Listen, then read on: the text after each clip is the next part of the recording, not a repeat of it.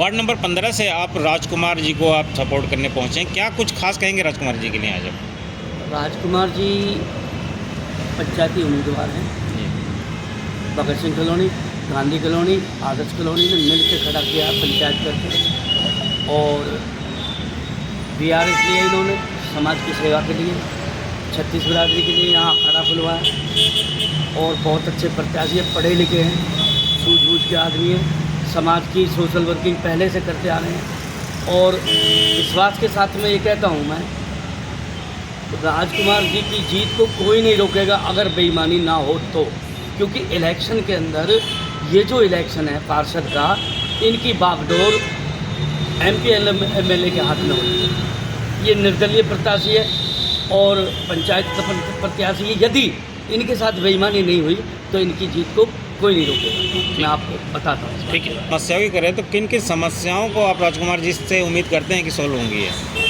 देखिए, चाहे वो सीवर की समस्या हो, चाहे वो स्ट्रीट लाइट की समस्या हो, चाहे वो रोड की समस्या हो, चाहे वो विधवा पेंशन की समस्या हो, अन्य जो मूलभूत सुविधा गरीब लोगों के लिए है, उनकी राजकुमार जी को संपूर्ण जानकारी है। ये नहीं कि जो नया पार्षद बनता है उसे जानकारी लेनी पड़ती है, लेकिन इनको संपूर्ण जानकारी है। ये पूरा काम विधिवत रूप से करेंगे, हम ऐसा विश्वास आपको दिलाते हैं आपके चैनल के माध्यम से। आदरणीय सम्मानित साथियों, सबसे पहले तो प्रेस आप लोग यहाँ आए, मैं आपका बहुत बहुत धन्यवाद करना चाहती हूँ।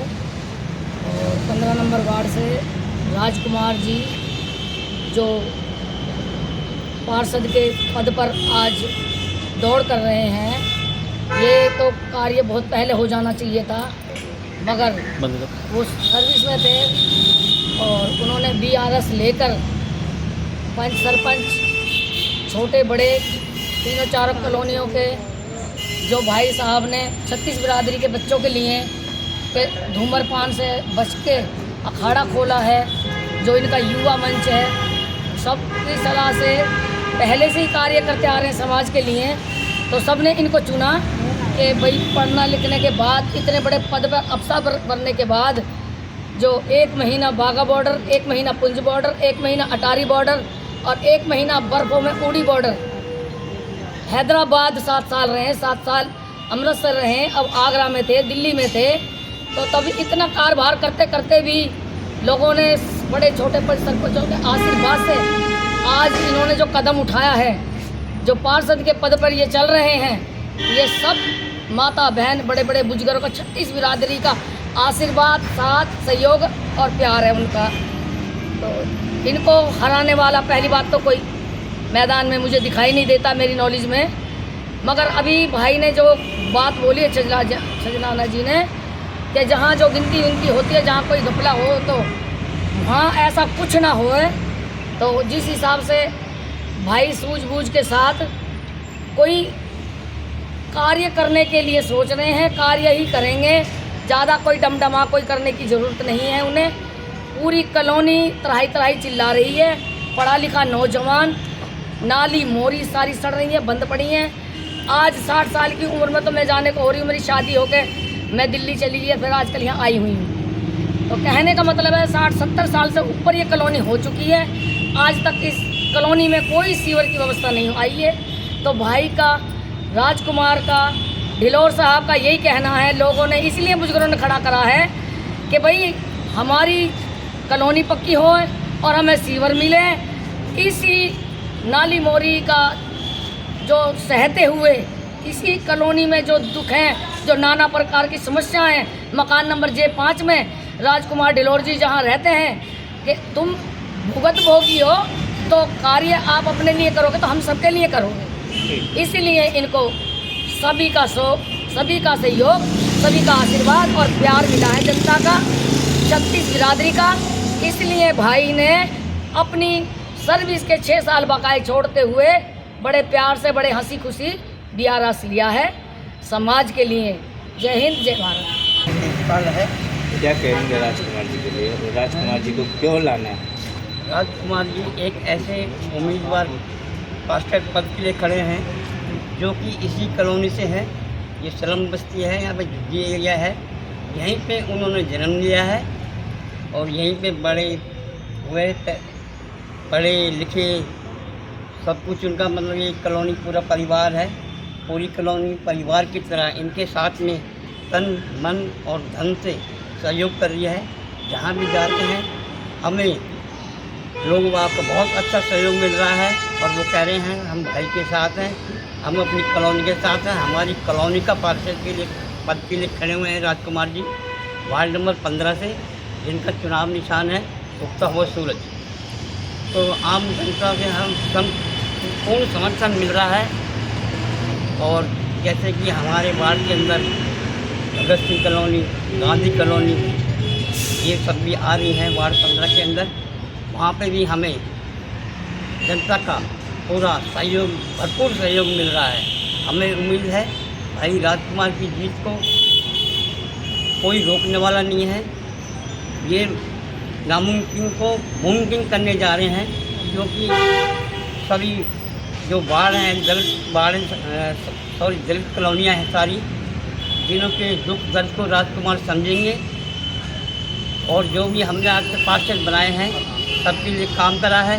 वो आज तक कॉलोनी में आके झाँक के देखते नहीं हैं, अपने घर जाके बैठ जाते हैं। और इस बार जनता ने ठाना है भाई राजकुमार को मैदान में लाना है और जीत के दिखाना है। ठीक है।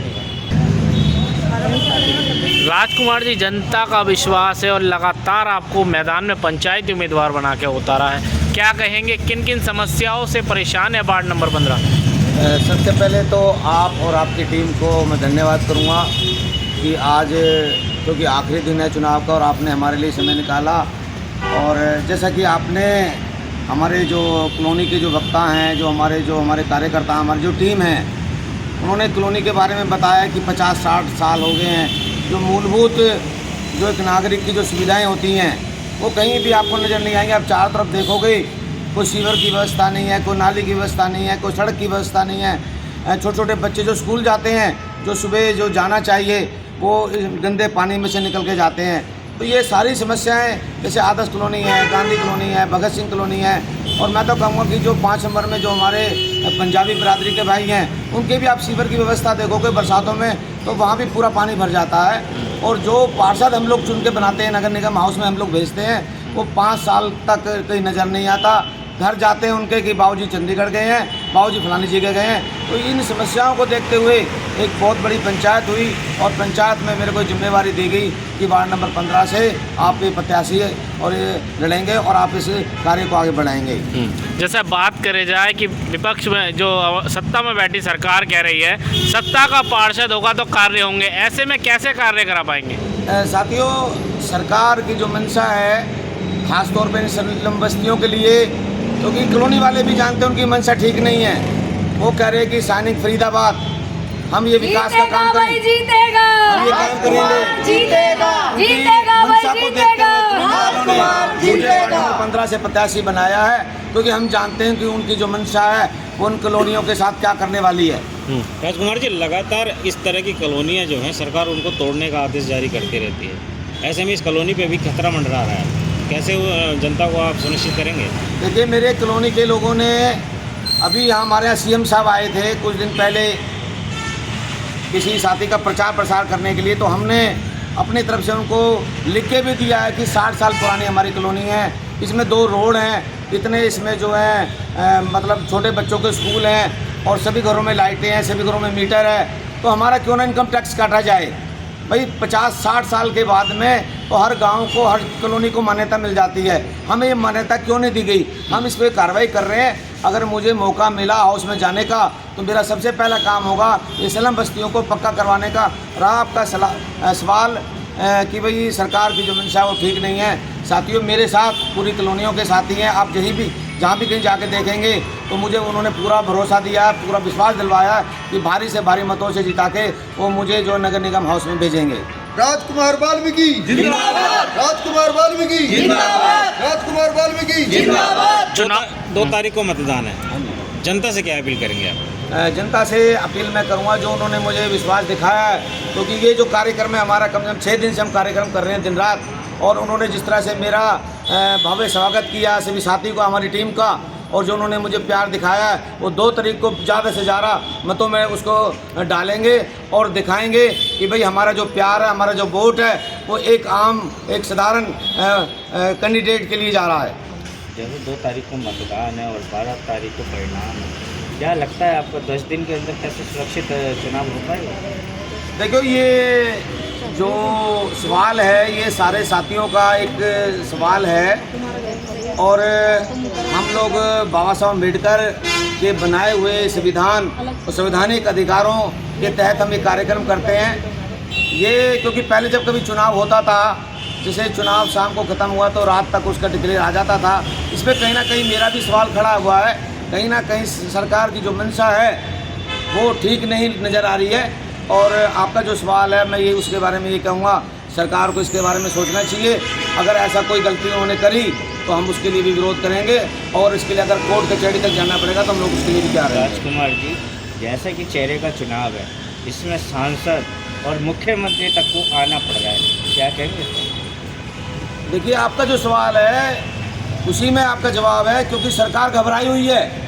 उन्होंने जो MP MLA यहाँ छोड़े उनको लग रहा है कि हमारी ज़मीनी स्तर पे कुछ नहीं है, ज़मीन हमारे पास नहीं है। अगर आपका एक सवाल था कि 10 दिन का जो गैप है वहाँ वो कुछ हेरा फेरी कर सकते हैं साथियों, और क्योंकि मैं एक दलित परिवार से आता हूँ और मुझ पे तो उनकी निगाहें बहुत ज़्यादा हैं। राजकुमार